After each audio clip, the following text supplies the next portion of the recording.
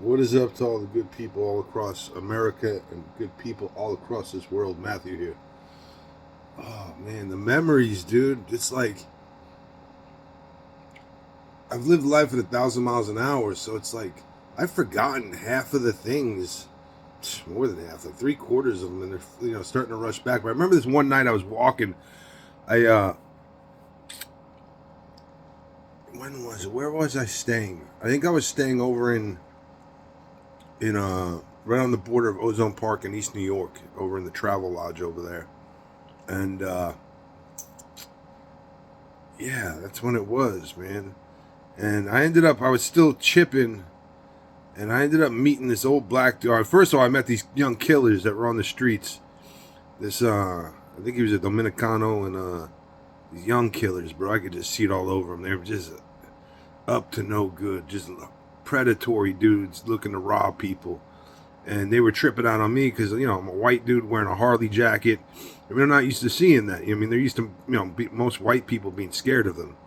And then I meet this old black dude, old hustler from back in the day, just con artist, and we're chilling up in this apartment that he has, and we're partying with drugs, and we're just at just heroin. You know what I mean? And I paid him. Anyway, long story short, he tried stealing the money, and like I saw red. I was like, I didn't put hands on him or nothing, but it's me and him in this room, and I was like, you motherfucker, man, you gonna try to burn me, bro? After I blessed you, like you're right, nah, you're tripping. The dude, like, 'cause, they get it twisted. They see the white skin, and they think motherfuckers are scared of him or something. You know what I mean? No, no, no, no. I give you respect. You give me respect. You disrespect me, I'm gonna disrespect you 10 times harder. Cause I don't give a fuck if you're fucking 4'1" or 10 foot fucking tall. Excuse me. See, here I go with the cursing, man. With the cursing. It sounds so ugly. Yeah, I don't care if you are 4'1" or 10 foot tall. The worst you can do to me is kill me. You know what I mean? Put me through extreme pain. You could torture me to death. You can do whatever you want. But the worst that you can do is kill me in the end. So, yeah, no, it don't matter to me. You know what I mean? I've in the past, I mean, shit, one time I took for $40, I took a hickory axe handle. He happened to be an African American dude. It had nothing to do with his skin color. No, I told him. I said, listen. He approached me. He was like, yo, you're so and so, huh? And he goes, I'm so and so's baby daddy. You know who you do work for the store? And he's like, yo, you and your girl be messing with that boy. And I was on my way to go meet my dealer at the time.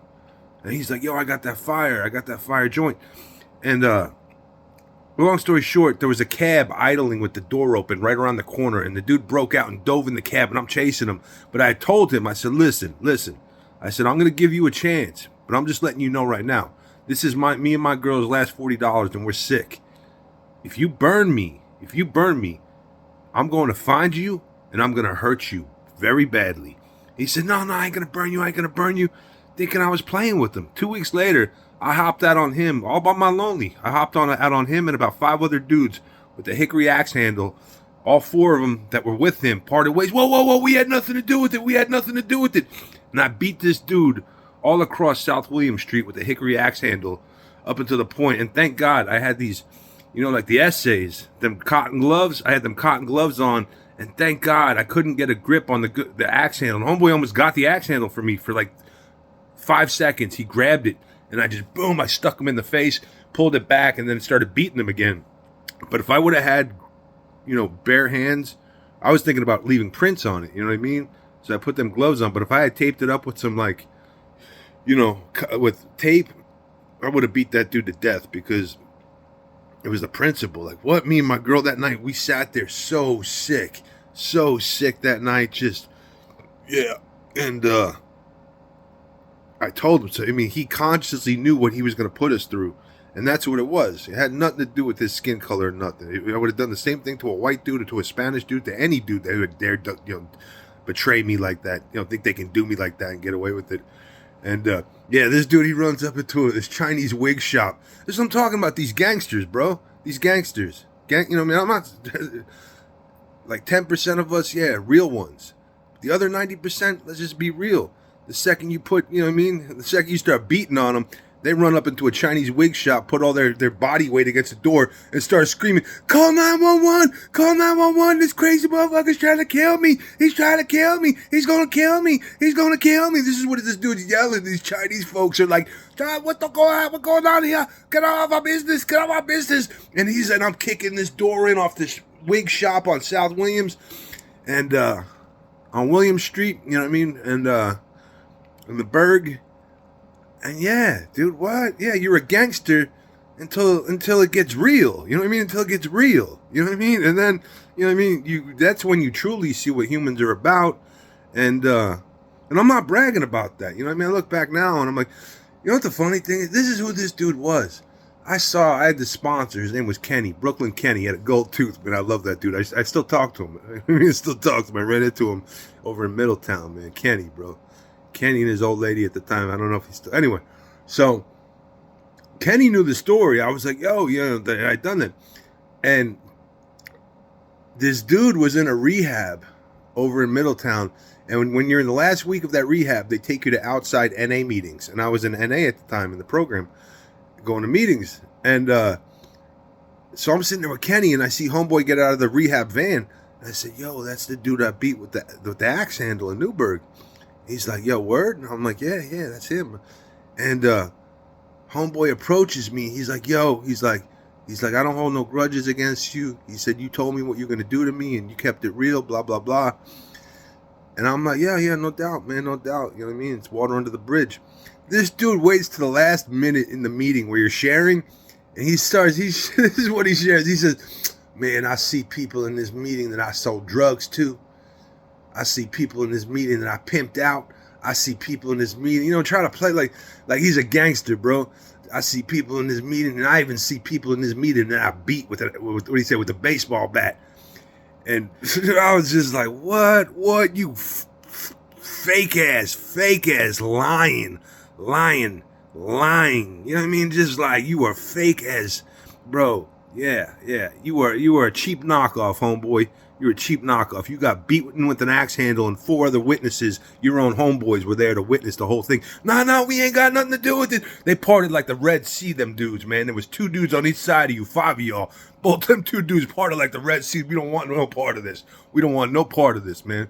And, yeah, you know who was there? My boy Porliano. He witnessed that whole thing. Porliano, man. Porliano. You know what I mean? Porliano, bro. I love that dude. Anyway, so, yeah, and I'm not saying that to brag, but, like, I'm just being honest. That's the real world in the streets, man. 10% I would say 10% solid men and women. 10%. The other 90%, it's fake, bro. It's an act. You know what I mean? It's like they're trying to be, and that's the thing. It's like, I never wanted that life. You know what I mean? I had to live that life because I was pushed into that life at 5 years old. And if you're going to be in that life, you got to survive. Like, it's real. It's real. Like, I ended up like, you know what I mean? Like some crash dummy with a bullet in my head. You know what I mean? No. But I'm also, when you're in that life, you need to hold it down and get respect. But anyway, so like that, like, I mean, it's just stories like that. Another story, getting back to the old hustler. So we get into it, and I'm about to hurt this dude. You know what I mean? Like, that's in my head. Like, I'm about to hurt this dude. I'm seeing red. And you got to understand, at this point in my life, I'm trying to change. And change doesn't happen overnight. For me, change took from 2019 till this very day. And I'm still I'm a work in progress. You know what I mean? I was pistol whipping someone's teeth out, 100% sober, while I was trying to change. And, you know what I mean? It is what it is. You know what I mean? And I would never lie about it. Hand to God. You know what I mean? Like, I'm not bragging about that. Dude, I was sick. Think about that. To sit and pistol whip for literally that was about a $40, it was less than $100, man. The dude, you know, I shared this in another story. I told him, listen, this is what I'm willing to lose. But if you try taking anything more from me than what I'm willing to lose, there's going to be major repercussions. You know, some people, they got to feel it to believe it. And back then, now, you know what I mean? It's just money. You know what I mean? Not that I'm going to let everybody, you know, I use my brain now. You know what I mean? I don't let people that are, you know, it is what it is. It don't happen to me anymore. If I give you something, it's because I want to give you something. And in reality, I was in the wrong. I was out in the streets moving the rest of the 5 pounds of heroin I had, and I was in the wrong. You know what I mean? But like, and I shared with that experience. God showed me that I was in the wrong, and what I did was very wrong. And it is what it is. So, but yeah, no. So to finish that story, so I'm in this dude's apartment with this old black man who had just stolen the money. I didn't even care about it. It was his money because I was paying him for the drugs. But what he was trying to do was extort me, thinking he could get more money out of me.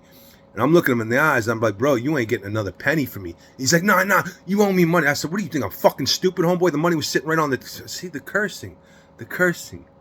But this is the streets, man. This is what I felt. Like, what do you think? I'm stupid? The money was sitting right there. It's just me and you in the room. Like, what do you think? I'm dumb? You think I'm some, sucker-ass white dude? I mean, they see the paint job, bro. They see the paint job and they get it twisted. And it's like, no, I'll take you apart. I will take you apart if I have to. You know what I mean? It just is what it is. And, and this isn't a white and black thing. It's just, I never had that. Like, when I look at people, I don't ever underestimate anybody. I give everybody, the respect that they deserve until they disrespect me. You know what I mean? But I'm not going to sit there and tell you what you're about and who you are. Because I've met people that just like, they'll look sweet. Most people think they're sweet, and they'll be the biggest killers that walk this earth. You know what I mean? But they'll carry it like they're sweet. Like, you know what I mean? Like a buster. You know what I mean? And it is what it is. And I respect them, dudes. People like that. You know what I mean? Because that's what you got to do if you're going to survive in that game. You got to put that face on, that double life, and just, portray outwardly one, project yourself one way. And then I'm just being honest, that's how you survive in that life if you're really going to survive. But I don't advise you do that because people don't realize the damage it does to your personality when you start living a double life. I mean, it's just that I realized that when I started changing, like, that road is a downhill road. Very easy to go down. You know what I mean? But when you want to change and come back, you got to walk all the way back up that road, and it's uphill the entire time. And, so much harder. It's so, it's weakness, bro. It's weakness. It's so easy to become, a criminal. And for me, it was, you know what I mean? What's hard for me is, or was hard for me, is being who I want to be in life. You know what I mean? Thinking everybody's going to judge me. And now it's like, yo, come on, dude, let's get real. You know what I mean? Come on. Nah, ain't nobody fit to judge me. And I'm not fit to judge anybody else. But ain't nobody fit to judge me. You know what I mean? If you want to go match for match on some gangster shit or some real, like, you know what I mean? Like, not, I make my own rules. I do what I want. You know what I mean? I don't ask the government for permission type stuff. You know what I mean? Like, when I went to war all by my lonely without, the backing of the government. You know what I mean? Yeah. How many other human beings have done that in this world? You know what I mean? And it is what it is. So, but yeah, I told him basically to go screw, without trying to curse, to go F himself. You know what I mean? I'm working on it. I'm a work in progress. I tell him to go F himself. And then he was friends with these young killers. So now they come around the corner. And I'm like, yo, bring it. And they've seen it. And they're like, they want to know part of it. So I walk away that night. And I'm just angry. And I'm walking down First Street. And I'm getting towards like the Lower East Side area. Just north of the Lower East Side. Oh, shit, that's right. I met these two dudes. So before that. So there's this like organic grocery store that's like 24/7 in Manhattan. And I hadn't eaten or nothing. And I was down there. Like, that was a duality. I could do heroin and eat like a vegan, dude. Eat organic, like a vegan, fresh fruit, and like, yeah. And I thought about it. I'm like, yo, what kind of human being sniffs heroin and then eats healthy stuff? Like, what? It doesn't even make sense. Like, what's the matter with you, you broken human being? You know what I mean? It's just where I was at in life. You know what I mean? And so I go in there and I remember like, that's right, I ate some edibles. So I was feeling it. I was like, oh, I was so hungry. And I was just like, I had heroin in my system too.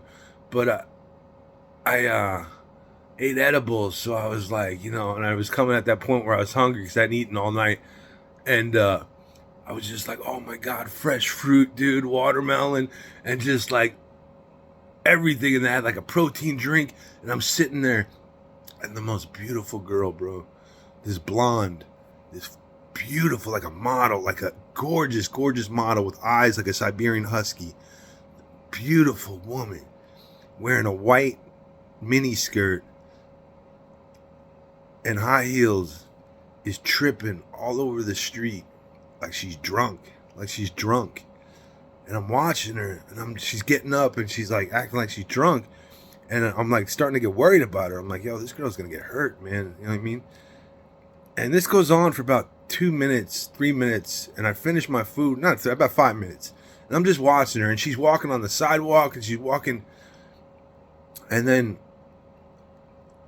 I finish my food, and I start walking, and I'm going to leave, and all of a sudden she trips and falls down right in the middle of the road, and there's a car coming. She was on the one opposite side, but it was like, only 5 feet away from the car, 4 feet away. So I rush out to the street to help her, and she had, I'm just being honest, like she had a mini skirt on, and she was wearing white cotton panties, and I saw the whole thing, and like, I was like, Miss, are you okay? I was like, you need help? I was like, you need help getting home? And I was like, being honest, I didn't want anything from her, and I realized, she's like, no, I'm okay. I'm okay. It's okay. And I was like, whoa, this girl's not even drunk.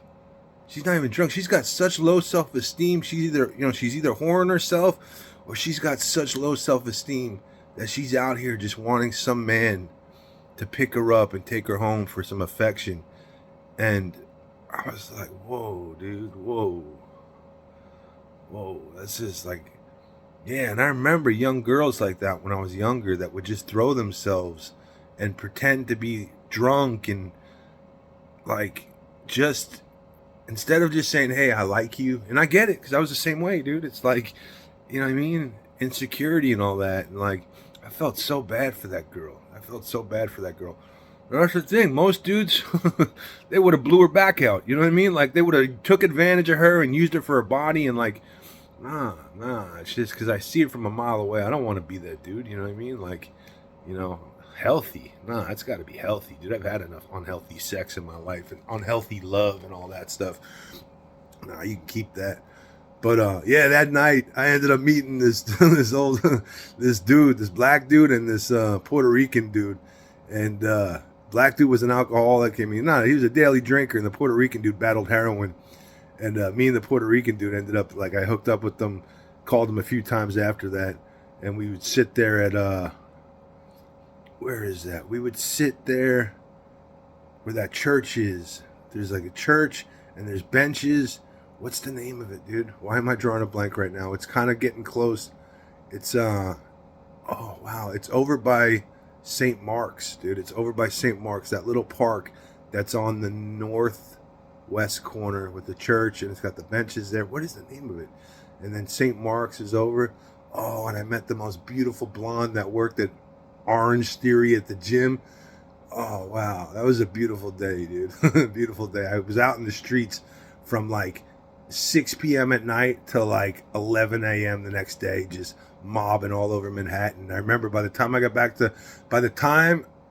I met that blonde that worked at Orange Theory, and she approached me, and she was trying to sell me on a membership, but I was like, you know what I mean? I was in such a state, dude, of just walking the streets, and I could barely even walk, and I had my, like, the boots that I ride my Harley in, and you know what I mean? The heels of them were shaved down from putting my feet down on the concrete when I'm stopping my bike. So they were not meant to be walking in like that. And my ankles were killing me. And like this girl, dude, I've had this happen several times in my life. Like, it's like a mirage where just this beautiful woman appears in front of my face. And I'm like, am I hallucinating? And anyways, yeah, she was trying to sell me on Orange Theory membership. But like, she was the most beautiful girl, dude. You know what I mean? Like, when I say beautiful, I'm not talking about just physically. I'm talking about like her energy, bro. Like, it was just, you know what I mean? Like, her energy was beautiful. You know what I mean? I was thinking about that today. I'm like, people hear that and they probably think I'm talking about physical appearances. And I'm like, no, dude. Like, I was with this one girl back when I was younger. Most dudes would say she was dog ugly in the face. You know what I mean? She was a skater girl. That woman, dude, was beautiful to me. You know what I mean? Like, looking back, I'm like, yo, it was one of the best. I've had a handful of women. I'm like, yo, that was a good woman. And yeah, like, I don't care about, you know what I mean? Like, I don't know. We like what we like, you know what I mean? And don't get me wrong. I mean, I've met, been with plenty of beautiful women that had really good hearts and all that stuff, you know what I mean? But like, yeah, nah. There's women, who is it? It's like, I'm not gonna say her name because I don't want to put anyone down, but it's like, he's one of them Hollywood dudes that, tall, thin guy, that weirdo, bro. I consider him a weirdo. And he has this woman, his wife or his girlfriend, and everybody just obsesses. The average dude obsesses. And I'm like, yo, that girl does absolutely nothing for me. Plastic. I'm like, she does nothing for me, but everybody else is like, she's so beautiful, she's so hot. I'm like, dude, I could see it all over her. She's just no character, you know what I mean? On the inside, I could just see it. Like, she's a self-serving, shallow, self-centered human being where the world revolves around her and her needs and her. I mean, she's probably one of the people that just treats her assistants like garbage. You know what I mean? You could just see it. Just a pampered, stuck-up bitch. You know what I mean? Hell no. You know what I mean? Like, yeah, nah. I don't want nothing to do with that. You know what I mean? But it is what it is. So I said I'm not gonna curse. I'm trying. You know what I mean? Once I'm around people again, like last night with that dude with the rotted out teeth, that's the first time that I've had any type of not emotional, like connection where I vibed with somebody sober.